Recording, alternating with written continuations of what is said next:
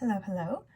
For this tutorial here, I'm going to show you 3 different ways that we can work the single crochet join.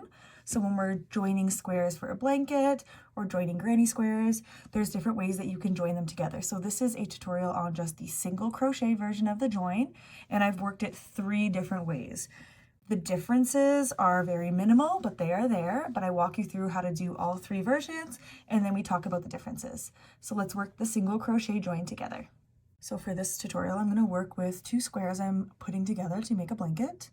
This is a worsted weight acrylic yarn that I used for this blanket, but this stitch that we use to join squares doesn't have to be done in this. It can be done in any type of yarn and any weight of yarn.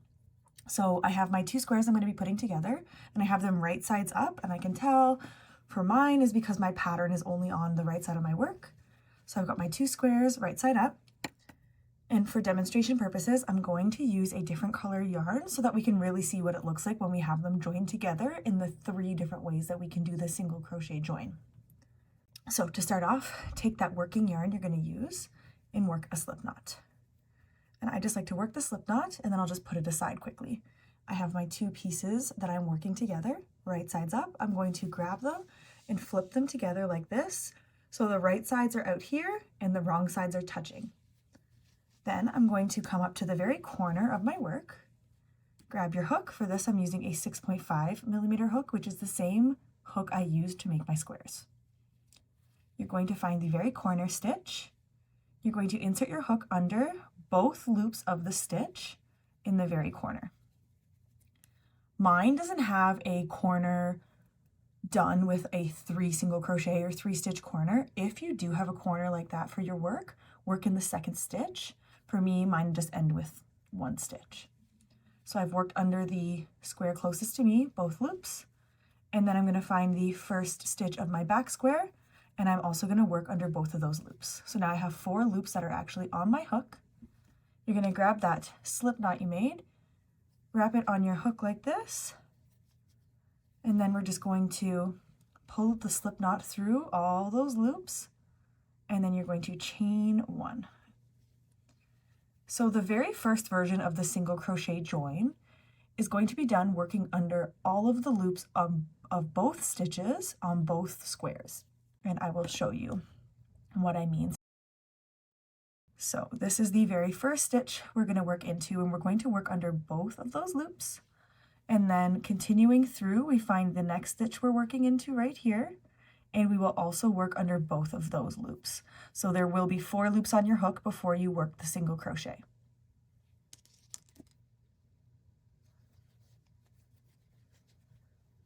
So under the square closest to you, work under both of your loops. Then you will work under both loops of your other square, just like that. And then you're going to work a single crochet as normal. So yarn over your hook, pull through all of those and pull up a loop, and it'll leave you with 2 on your hook. Then you will yarn over and pull through both loops on your hook. So let's work it again. Both loops of the square closest to you under the full stitch, followed by working under lots of yarn to play around with. You'll be working under both loops of the next stitch. Then you will work a single crochet. Yarn over and pull up a loop, so there's 2 on your hook. Yarn over and pull through 2. Let's do that one more time. So under both loops on the square closest to you, under both loops of the square farthest from you, and complete a single crochet. So that's one way to do the single crochet join. I'll work a couple more, and then we'll work the next one so that when we're done, we can kind of examine the differences between working under the different bars of the stitch. So there I've worked my final both loop single crochet join. Let's now do a different version of this. So for the next version, instead of working under all of the loops, what we're going to do is work on the back loops only.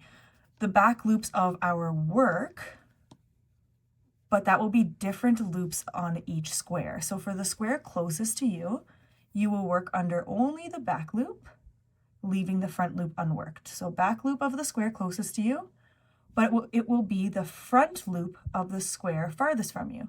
So you'll only have the 2 loops to go under, one from the first square being the back loop and one from the second square being the front loop of that square, and then that ends up being the 2 back loops of the work. Let me show you. So I know this is my next stitch. I have 1 loop here and 2 loops here. I'm going to work through my back loop only. And then onto this piece, I see my full stitch here, but I'm only going to work through the front loop of my second square. And then you're going to complete your single crochet as normal. So yarn over and pull through, and then yarn over and pull through 2. So again, the back loop of the square closest to you and the front loop of the square farthest from you, and complete your single crochet. I don't really know what this version of this single crochet join would be called, but maybe just like the back loop single crochet join. I'm not sure. Let me show you one more time. So insert through the back loop of the square closest to you, followed by the front loop of the square farthest, and do your single crochet. So I'll do a couple more of these, and then I'll show you one more way that the single crochet join can be done before we kind of examine the different results we get by working it like that. So here's the last one I'm going to work. Now I'll actually do one more, and then we will work the final version. So for the final version, it's going to be the front loops only. So when we have our work like this, it'll be the 2 loops that are on the front of our work that we're going to work through. And to do that, in the square closest to you, you're only going to work through the front loop, leaving the back loop unworked. And then in the square farthest from you, you'll only work into the back loop. So the square closest to you, front loop, and the square farthest from you, back loop. And then you'll complete the single crochet.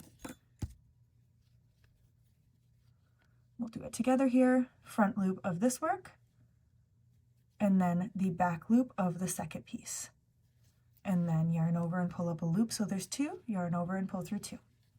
We'll do it again. Front loop of the square closest to you, back loop of the square farthest from you, and complete your single crochet as normal. So the difference that working these 3 different ways of the single crochet join is very minimal, but it is there. It's something definitely to, if you're making your own project, consider when you're doing your work, because you're going to be able to see the yarn that you're working with this single crochet join.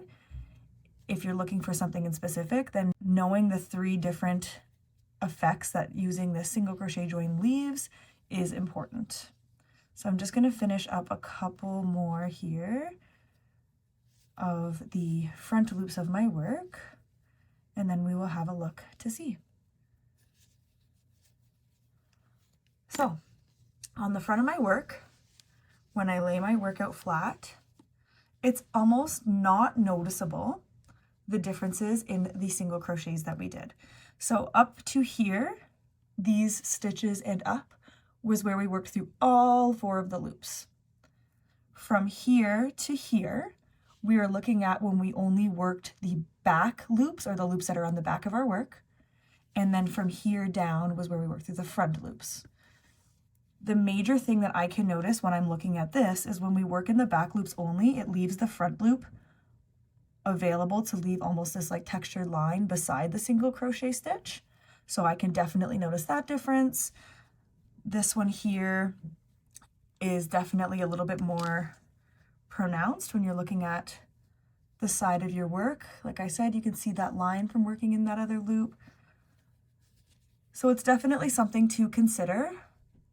I don't generally like just working into the loops on the front side. I do like the way the back loop gives us that extra textured design, but it's personal preference. But those are the 3 ways it's done. When you look at the back of your work,